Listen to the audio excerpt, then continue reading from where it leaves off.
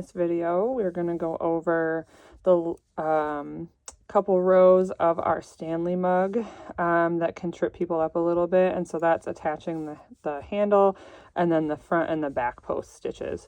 So we're on row 13. We have single crocheted 17 around. And at this point now we have to attach the mug handle on the top. So we've got 3 stitches left. We're going to crochet the mug handle into these 2 stitches. So you're going to bring your handle up, make sure that it's not twisted.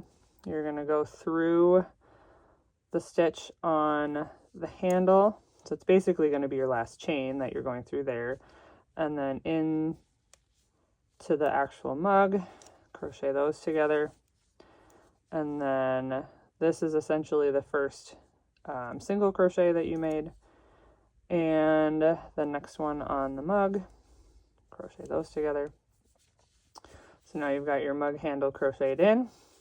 We end that round with just 1 single crochet, but we don't finish it.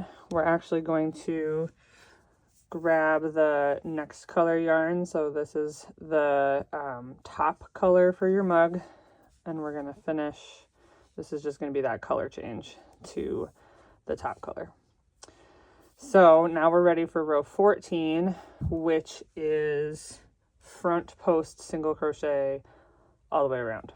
So post stitches basically are going to be working in what's called the post of the stitch. So the up and down part of the stitch rather than your V's on the top of your work.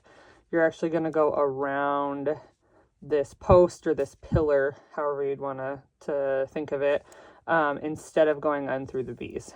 So the first row is front post, and the whole difference between front and back post is just where you put your crochet hook in. So a front post stitch, you're going to go in from front around and then come out. So here's our post, and you're going to single crochet that. I'm going to mark that, even though we'd know because of the color change, but I'm going to just mark it. And then we're going to do that all the way around. So our next one, we go in and around, single crochet there. In and around, single crochet there. So that is how you do the front post. So in from the front, around the post, and then finish the stitch. Okay, so now we are back towards the end of our first row, and I think it's very easy to get off count here or think that you missed something. So I was just going to show you guys. So we have 2 posts left to crochet into, but it looks like you only have 1 stitch, right? And that's because you've gone around that post. But remember, the post comes up and then the rest of that stitch goes back when you're looking at the V. So this post hasn't been done yet. It just kind of looks like that V has been done because we did that post back here. So you still have 2 stitches left at this point. So we did 1, and then we still have to do this one. So just making sure that you have that count right, because it can be a little confusing because you're looking at a different part of the stitch. So now that is row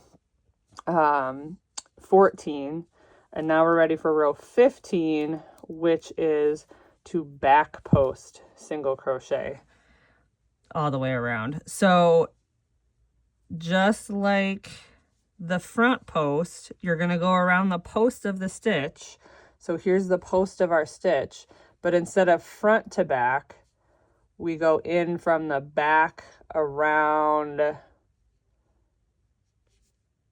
to the back like that. And then we finish that stitch. So it's a little bit futzy, especially since we just did a front post. So here's the next one. We go in from the back and around the front, out the back again, and around that post. And again, this is just going to help us kind of create the mug's rim. That's what we're creating here by doing this, because we're basically, the front post stitch sticks out, the back post stitch then kind of curves in so that we can just create the mug rather than having a dome. Back to front, back to front. We do that all the way around, and I'll meet you at the end. Okay, so we're at the end of our back post single crochet round, and we have 2 more stitches left. So again, just wanting to go over that, we're going to go from the back, maybe back around the front to the back for 1 stitch. We've got 1 stitch left. Back, don't mind my cat, around,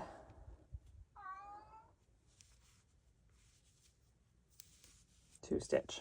So that's how you do row, for the end of row 13, and then row 14 and 15 for the Stanley mug.